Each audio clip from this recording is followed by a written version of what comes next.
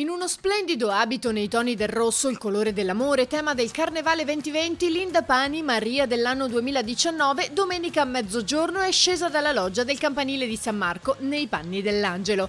Ad accoglierla una piazza San Marco affollatissima.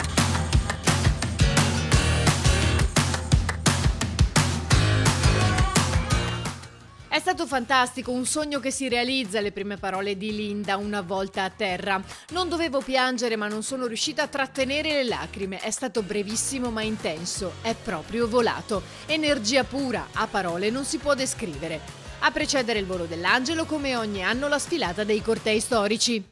Sul campo sono stati impegnati 120 uomini e donne della polizia locale, cui si sono aggiunti operatori di tutte le forze dell'ordine, uomini del comando provinciale, dei vigili del fuoco, 120 steward di Vela SPA e operatori dedicati, 70 volontari di protezione civile, unità del personale sanitario del SUEM e della Croce Verde. Abbiamo messo in campo una bella macchina da guerra, oserei dire, che ieri ha dato i suoi frutti, un grande coordinamento tra le forze di polizia, carabinieri, finanza, polizia di Stato, polizia locale.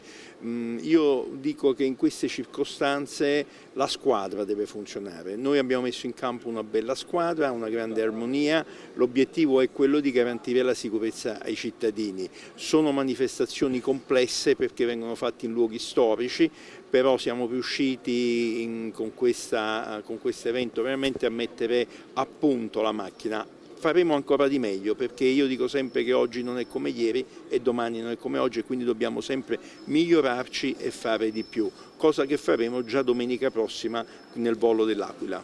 In che modo?